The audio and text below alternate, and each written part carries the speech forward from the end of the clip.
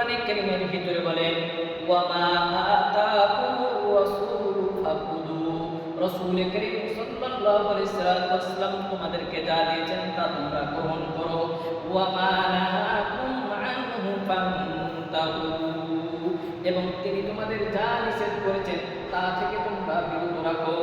ওয়াত্তাকুল্লাহ, আল্লাহ রাব্বুল আলামিনকে ভয় করো। ইন্নাল্লাহা শাদীদুল ইকাব, নিশ্চয় তিনি কঠোর শাস্তিদাতা। মুসলমান ভাইরা আমার, কথাগুলো দিতে বোঝার চেষ্টা করেন।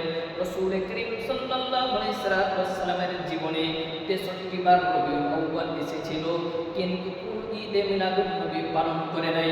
হযরতে আবু বকর সিদ্দিক রাদিয়াল্লাহু তাআলা খিলাফতকালে 2 বার রবিউল আউয়াল এসেছিল। হযরতে উমর ফারুক রাদিয়াল্লাহু তাআলা খিলাফতকালে 10 বার রবিউল আউয়াল এসেছিল। উসমান রাদিয়াল্লাহু তাআলা খিলাফতকালে 12 বার রবিউল আউয়াল এসেছিল। হযরতে আলী রাদিয়াল্লাহু তাআলা খিলাফতকালে 5 বার রবিউল আউয়াল এসেছিল। হযরতে হাসান রাদিয়াল্লাহু তাআলা খিলাফতকালে 1 বার রবিউল আউয়াল এসেছিল। মুসলমান ভাইরা আমার, আমিরে মুআবিয়া রাদিয়াল্লাহু তাআলা খিলাফতকালে 20 বার রবিউল আউয়াল এসেছিল। ওমর ইবনে আব্দুল আজিজ রাহমাতুল্লাহি আলাইহির খিলাফতকালে 2 বার রবিউল আউয়াল এসেছিল। ইমামে আযম আবু হানিফা রাহমাতুল্লাহি আলাইহির জীবনে 67 বার রবিউল আউয়াল এসেছিল। ইমামে শাফিঈ রাহমাতুল্লাহি আলাইহির জীবনে 84 বার রবিউল আউয়াল এসেছিল। ইমামে শাফিঈ রাহমাতুল্লাহি আলাইহির জীবনে 84 বার রবিউল আউয়াল এসেছিল।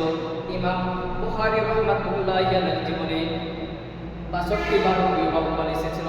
ইমাম মুসলিম রাহমাতুল্লাহি আলাইহির জীবনে 57 বার রবিউল আউয়াল এসেছিল।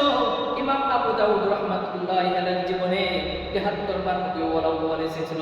ইমাম নাসাঈ রাহমাতুল্লাহি আলাইহির জীবনে 89 বার রবিউল আউয়াল এসেছিল। আব্দুল কাদের জিলানী রাহমাতুল্লাহি আলাইহির জীবনে 87 বার রবিউল আউয়াল এসেছিল। খাজা মুঈনুদ্দিন চিশতি রাহমাতুল্লাহি আলাইহির জীবনে 93 বার রবিউল আউয়াল এসেছে। যেহেতু এই রবিউল আউয়াল মাসে মিলাদুন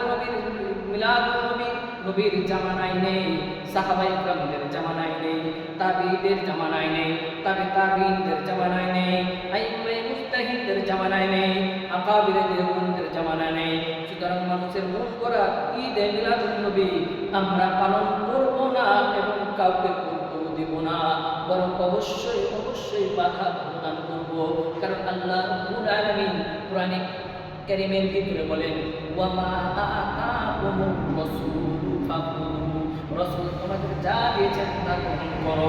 ওয়া মা নাহাকুম আনহু ফান্তাহু, এবং যা নিষেধ করেছেন তা থেকে তোমরা বিরত রাখো।